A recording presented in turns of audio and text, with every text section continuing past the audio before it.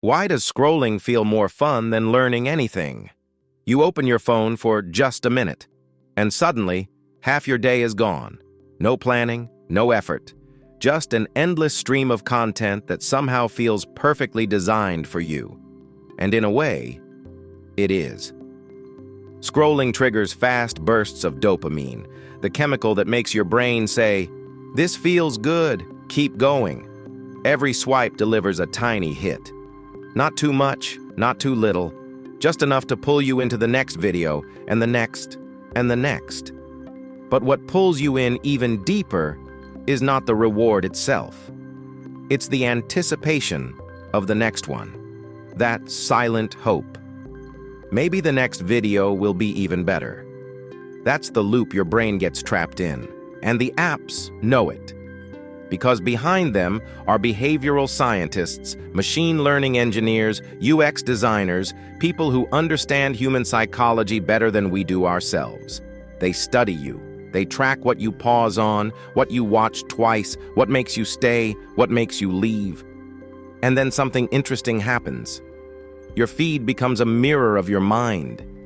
If you're sad, it shows sadness. If you feel lonely, it shows love. If you crave motivation, it shows motivation. If you want humor, it throws jokes at you.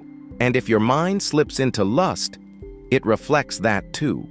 The feed doesn't just entertain you, it reads you. It understands your mood, your desires, your weaknesses, sometimes even better than you do. And while you're inside that personalized bubble, you don't feel guilt. You don't feel stress. Time disappears. Everything feels strangely right. But eventually, you stop scrolling, and reality quietly walks back in. You look at the clock and realize you learned nothing. You moved nowhere. You just jumped from emotion to emotion, all controlled by a screen. And it gets even more deceptive when you're scrolling educational content. Facts, study hacks, career tips, they feel productive, but you forget them instantly. Just like you can't remember what the fifth reel before this one was about. And whenever a reel looks useful, you save it for later. But later never comes. The folder stays untouched because the app didn't teach you to apply knowledge. It taught you to consume it for a second, feel smart for a moment, and move on.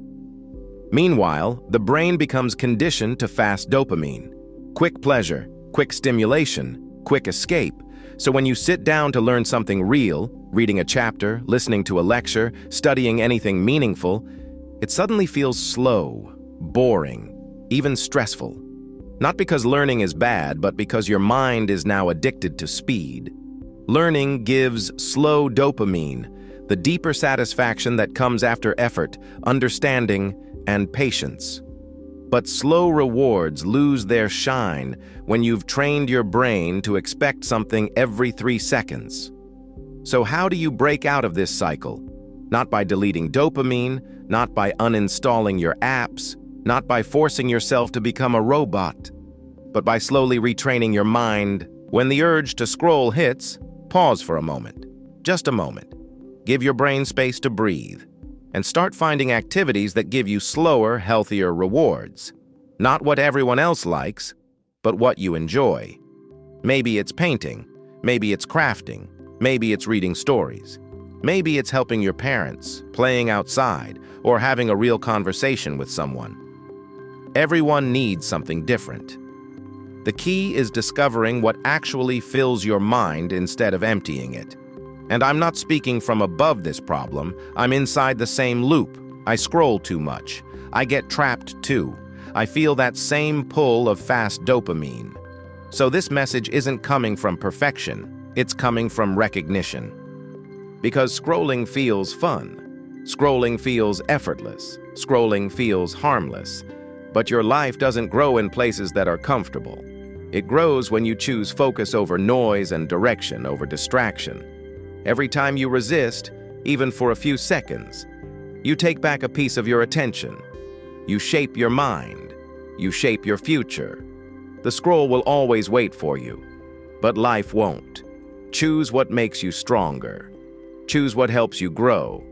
Choose the version of yourself that you actually want to become. Because in the end, whatever holds your attention shapes who you are.